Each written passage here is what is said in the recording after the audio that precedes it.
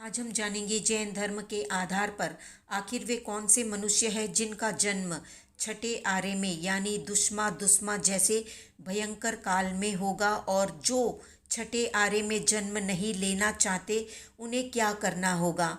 साथ में छठे आरे की एक छोटी सी झलक भी जानेंगे भगवान महावीर के साक्षात ज्ञान से। तो पांचवा आरा समाप्त होने के बाद इस हुंडा अवसर्पिणी काल का छठा आरा भयंकर दुखदायी और कष्टदायक होगा। तीव्र बारिश, तूफान और आंधी से सब कुछ नष्ट विनष्ट हो जाएगा। छठे आरे के प्रारंभ के पहले दिन में जैन धर्म का, दूसरे प्रहर में अन्य धर्मों का, तीसरे प्रहर में राजनीति का और चौथे प्रहर में स्थूल अग्नि का विच्छेद हो जाएगा। छठे आरे के प्रारंभ में जन्म लेने वाले मनुष्यों की अवगाहना या ऊंचाई उत्कृष्ट एक रत्ती प्रमाण होगी।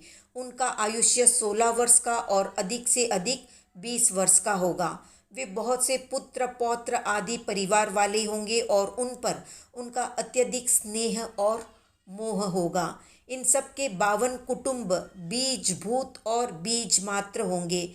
ये गंगा और सिंधु महानदियों के बिलों में और वैताड़िय पर्वत की गुफाओं में निवास करेंगे। एक हाथ की अवगाहना और 20 वर्ष की आयु वाले ये लोग काले, डरावने, बेडोल, आचार मर्यादाहीन, कामी, क्रोधी, भोगी, रोगी और दीनहीन होंगे। कुत्ते और सुअर के समान बहुत संतान पैदा करने वाले होंगे। द्वेष, ईर्ष्या, कलह के कारण आपस में लड़ेंगे, झगड़ेंगे और फिर मर जाएंगे। नरक और तिर्यंच गति के मेहमान बनेंगे मरने के बाद। इन मनुष्यों को भयंकर भूख लगेगी, परंतु पर्याप्त आहार प्राप्त नहीं हो सकेगा।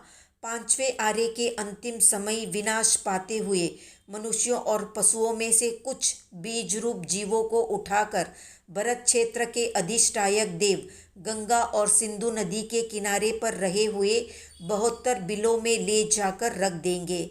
वे बिल 3 मंजिला होंगे। 66 बिल मनुष्य के, 3 बिल पक्षी के और 3 बिल पशुओं के लिए होंगे। उस भयंकर काल और भयंकर समय में गंगा और सिंधु महानदियाँ रथ के मार्ग प्रमाण विस्तार वाली होंगी।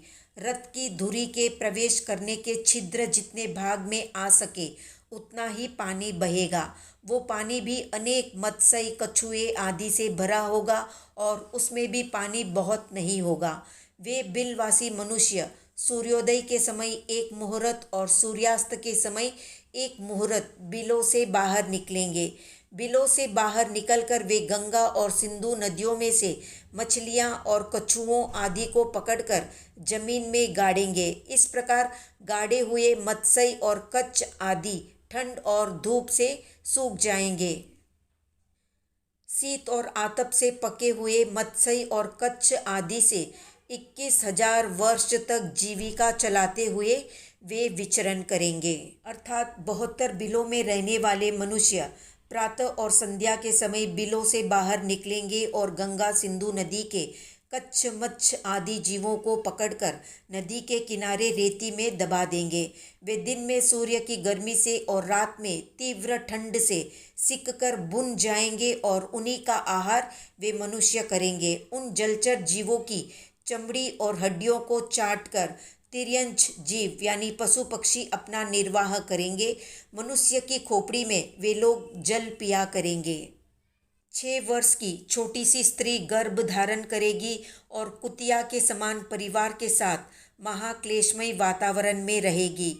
मनुष्यों में परस्पर ईर्ष्या, द्वेष, क्लेश अत्यंत बढ़ेगा। तीव्र कुरूप और भयंकर रोग से जीवन ग्रस्त होगा।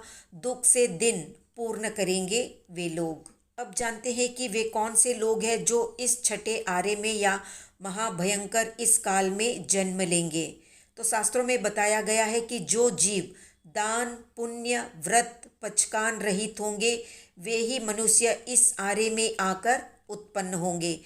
छठे आरे में अगर कोई चाहता है कि उनका जन्म न हो तो इसके लिए उन्हें वैराग्य भाव को बढ़ाना होगा, सत्य को समझना होगा और सम्यक्त्व को प्राप्त करना होगा। तो ये थी संक्षिप्त जानकारी। आज का प्रश्न है, कलयुग को समाप्त होने में या पांचवें आर्य को समाप्त होने में अभी कितने वर्ष शेष है या बाकी है, कमेंट में बताएं।